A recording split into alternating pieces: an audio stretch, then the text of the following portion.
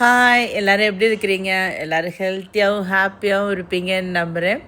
இது Sunday afternoon எடுத்த video. காலையிலேருந்து இல்லை, சாட்டர்டே நைட்லேருந்தே நல்ல மழை. அந்த மழையோட எஃபெக்ட் பார்த்திங்கன்னா ரோட்டில் தெரியுது பாருங்கள், எவ்வளோ தண்ணி நிற்கிதுன்னு. ஆனால் நாங்கள் கிளம்புனப்போ பார்த்திங்கன்னா மழை இல்லை. இந்த நேரம் போகிற வழியில் பார்த்தா கொஞ்சம் தூரம் மழை இருக்குது, கொஞ்சம் தூரம் மழை இல்லை. அந்த மாதிரி தான் மாறி மாறி இருந்துச்சு. வேலூர் வரைக்கும் கிளம்பியிருந்தோம் ஒரு வேலையாக.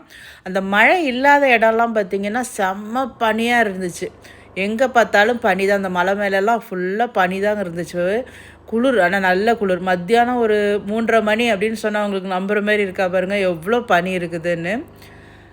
ரொம்ப குளிராக இருக்குது. எனக்கு காஃபி குடிக்க ஒரு இடம் இறங்கணும். அந்த இடத்துல பார்த்தீங்கன்னா எங்கே பார்த்தாலும் அந்த தொட்டாச்சி நீங்கி செடி இருந்துச்சு. அதோட பூ கூட அழகாக இருக்குது பாருங்களேன். தொட்டை டக்குன்னு மூடுறது, ரொம்ப நாள் கழிச்சு அது தொட்டு பார்க்குறது நல்லா தான் இருந்துச்சு. ஜாலியாக அந்த சின்ன பசங்களாக இருந்தப்போ தொட்ட ஒரு அனுபவம் தான் கிடச்சிது. போகிற வழியெல்லாம் மழையும் பனியுமா இருந்துச்சு. ஆனால் வேலூருக்குள்ளே நுழைஞ்சோன்னே பார்த்தா நல்ல வெயில் கொளுத்து எடுத்துச்சு. அந்த வேலூர் வெயில்னு சொல்லுவாங்க பாருங்கள், கொளுத்தும் அப்படின்னு. அந்த வெயில் நல்லா அங்கே தான் தெரியுது. எங்கேயுமே வெயில் இல்லை, ஆனால் வேலூருக்குள்ளே நுழைஞ்சோன்னே நல்ல வெயில் அடிச்சுது. போகிற வழியெல்லாம் பார்த்திங்கன்னா அந்த கடைங்களாக இருக்கும். அந்த நாராயணி கோயில் இருக்கிறதுனால அந்த இடம் ஃபுல்லாக கடை தெருவாக தான் இருக்கும். திரும்பி ரிட்டன் நைட்டு வர்றப்போ கூட அந்த இடம் பார்த்திங்கன்னா ஜெயின்னு இருந்தது. நல்ல பகலில் தான் இல்லை, ராத்திரிலேயும் நல்ல கூட்டம். அங்கே வீடு வந்து சேர்றதுக்கு கொஞ்சம் லேட் ஆகிடுச்சு, வேலை முடிஞ்சு வர்றதுக்கு. கொஞ்சம் லேட்டாக வந்தோமா, ஸ்கூபுக்கு கோவம் வந்துடுச்சு, நாங்கள் ரொம்ப லேட்டாக இருந்துட்டோம் அப்படின்னு. அதுக்காக தம்பு அதை வந்து நான் பழைய மூடுக்கு கொண்டு வரேன்னு பம்பரம்லாம் விட்டு காமிச்சான். இதே நார்மல் மூடில் இருந்தால் டக்குன்னு எடுத்துகிட்டு கோவத்தில் இருக்காராம், அதுக்காக அப்படியே இருந்துச்சு. ஆனால் அந்த கோவம்லாம் கொஞ்சம் நேரம் தான். அப்புறம் அம்மாள் நினச்சி பம்பரத்தை தூக்கிட்டு ஓடியே போயிட்டார் அவர். நைட் டிஃபனுக்கு தோசை தான் ஊற்றுனேன். அதுக்கு சைட் டிஷ் வந்து ஒரு இன்ஸ்டாகிராமில் பார்த்தேன்.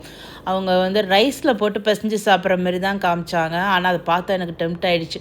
சரி கொஞ்சம் தோசைக்கு செஞ்சு பார்ப்போமே அப்படின்னு சொல்லிட்டு எடுத்து செஞ்சேன். ஒரு டேபிள் ஸ்பூன் அளவுக்கு நிலக்கடலை எடுத்துருக்கிறேன். ஒரு 5-6 பச்சை மிளகாய் எடுத்துக்கோங்க. நான் வந்து ஒரு 4-5 தான் எடுத்தேன், ஆனால் வந்து காரம் பத்தலை. அது ஒரு 3 பூண்டு. உங்கள் மிளகாயோட காரத்துக்கு ஏற்றாப்புல நீங்கள் வேணால் அதை கூட குறைச்சி மாற்றிக்கோங்க. தக்காளி வந்து ஒரு 4 தக்காளி, ஒரு மீடியம் சைஸாக இருந்தது, அதில் 4 எடுத்துருக்கிறேன். என்னோடய தக்காளி வந்து நல்ல புளிப்பாக இருக்குது, அதனால் நான் வந்து புளி சேர்க்கலை. உங்களது புளிப்பு கம்மியாக தான் இருக்குது அப்படின்னு சொன்னால் நீங்கள் கடைசியாக வந்து கொஞ்சம் புளி சேர்த்துக்கோங்க. தக்காளி வந்து நல்லா அதில் வெந்து மசிஞ்சு வர அளவுக்கு வேகணும். அதனால் அதை நல்லா நம்ம வதக்கிக்கலாம். அது வதங்கிறதுக்கு வந்து கொஞ்சம் உப்பு சேர்த்திங்கன்னா சீக்கிரமே அது வதங்கிடும். அதனால் உப்பு அது கூட சேர்த்துட்டு கொஞ்சம் 1 டீஸ்பூன் அளவுக்கு மஞ்சள்தூள் சேர்த்துருக்குறேன். எல்லாத்தையும் நல்லா வதக்கி எடுத்துக்கோங்க.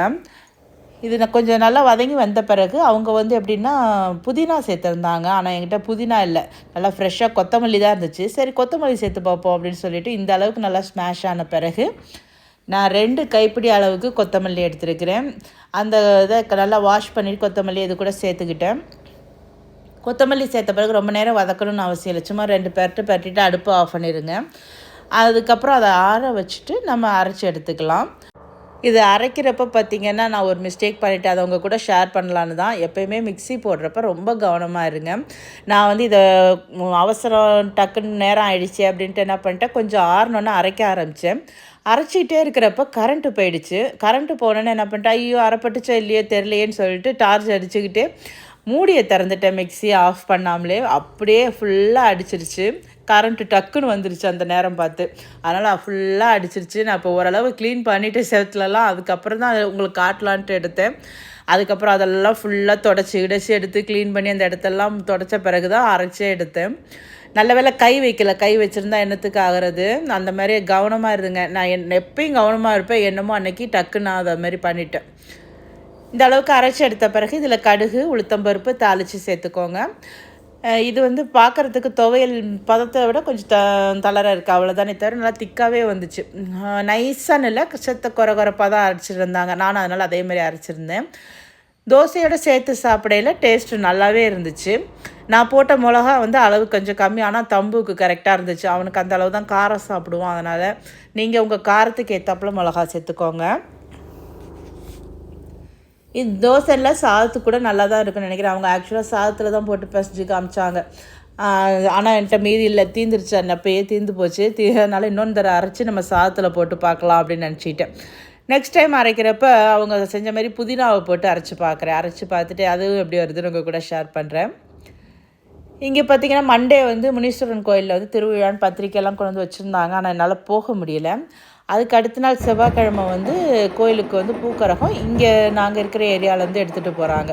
அதுக்காக கூடையில் பூவெல்லாம் ஃபஸ்ட்டு எடுத்துகிட்டு வந்துடுவாங்க.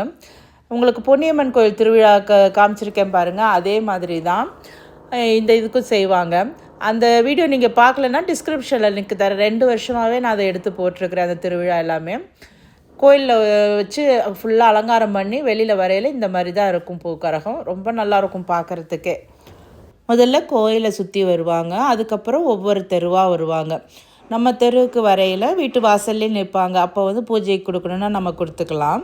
இந்த ஊருக்கு வந்த பிறகு தான் பார்த்திங்கன்னா எனக்கு நிறைய திருவிழா பார்க்குறேன். அதே போல் வீட்டு வாசல்லையே வந்து மாரியம்மன், ஒரு பொன்னியம்மன், அப்புறம் பிள்ளையார் சதுர்த்தி அப்போ பிள்ளையார், இந்த மாதிரி பூக்கரகம் இதெல்லாம் வாசல்லே வந்து வர்றது வந்து எனக்கு ரொம்ப ஒரு பாசிட்டிவான ஒரு வைப் கிடைக்கிற மாதிரி தான் இருக்குது. இன்றைக்கி வீடியோ உங்களுக்கு பிடிச்சிருக்குன்னு நினைக்கிறேன். பிடிச்சிருந்தால் லைக் பண்ணுங்கள். அதே சமயம் நான் ட்ரை பண்ண இந்த டிஷ்ஷையும் நீங்களும் ட்ரை பண்ணி பாருங்கள். நல்லா டிஃப்ரெண்ட்டாக நல்லாவே இருந்துச்சு. இன்றைக்கி வீடியோ உங்களுக்கு யூஸ்ஃபுல்லாக இருந்துச்சுன்னா உங்கள் ஃப்ரெண்ட்ஸ் அண்ட் ஃபேமிலி கூட ஷேர் பண்ணிக்கோங்க. நெக்ஸ்ட் இன்னொரு யூஸ்ஃபுல்லான வீடியோவில் சந்திக்கலாம். Thank you friends.